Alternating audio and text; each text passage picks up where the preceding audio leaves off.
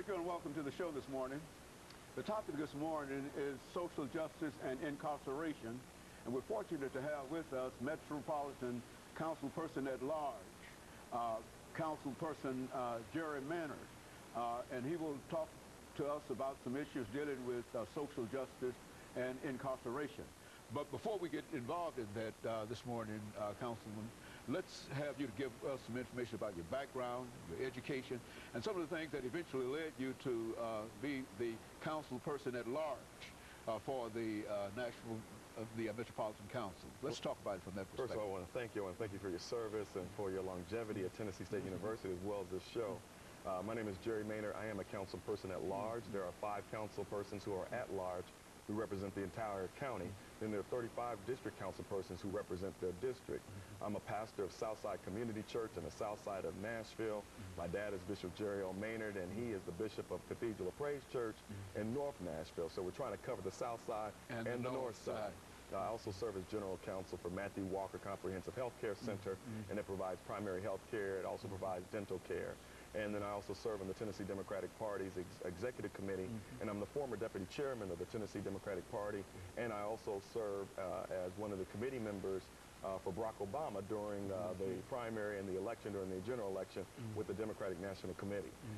There was a time ago where I had my own radio show and I became a community activist because I saw a lot of the issues that were facing our community, such as joblessness. I saw crime rates going up. I saw that we didn't have affordable housing policies. I saw that we had disparities among health care. I saw that we weren't having jobs and economic development in our community, specifically North Nashville.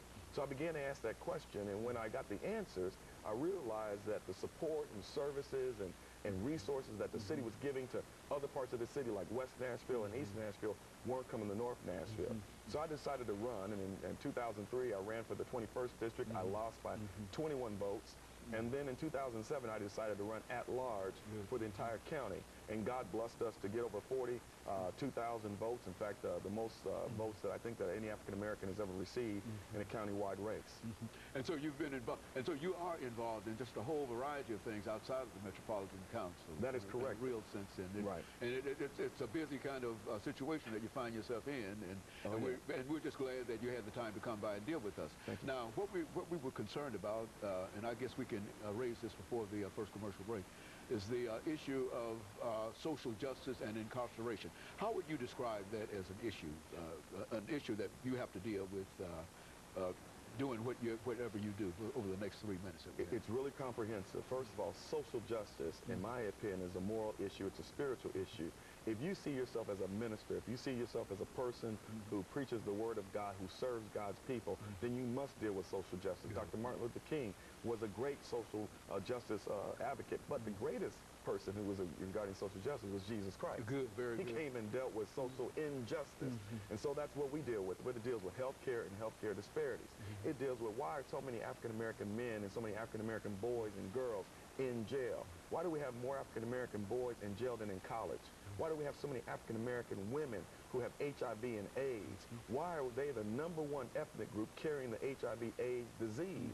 Why do we have such joblessness that when the unemployment rate is 5% nationwide, it's double in the African-American community? When we're dealing with economic development, we see that many times municipalities don't provide contracts to African-American owned business.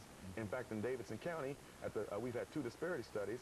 The first one showed that less than 1% of all metro contracts went to African Americans and minorities. And then we had another disparity study which showed less than 2% of all metro contracts. So there's no real discrepancy between 1% and 2%. That's exactly when you recognize that African Americans make up such a large percentage of the population. Right. In fact, let me say this. So the reason why I'm so involved, the reason why I'm so passionate, is that we look at where we are. When you look at how many businesses do African Americans own in 2009?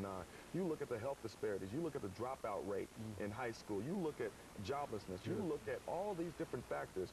We're worse off now than we were 30 years ago in certain aspects. And there are other southern cities that have made leaps and bounds, called leaps and bounds in progress, where Nashville has been stagnant and in some cases gone backwards. So I blame myself. I take ownership of it. And I say, as a leader in the community, as a servant in the community, what can I do in order to try to change that? Very good. And of course, we're getting ready in about a half a minute for our first commercial break, Councilperson.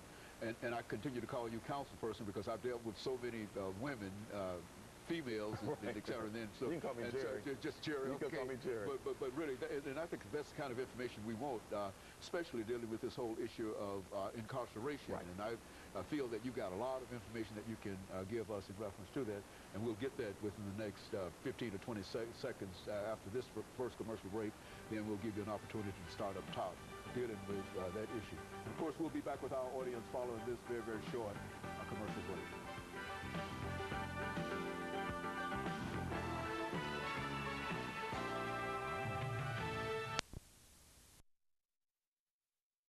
We're talking to Councilman.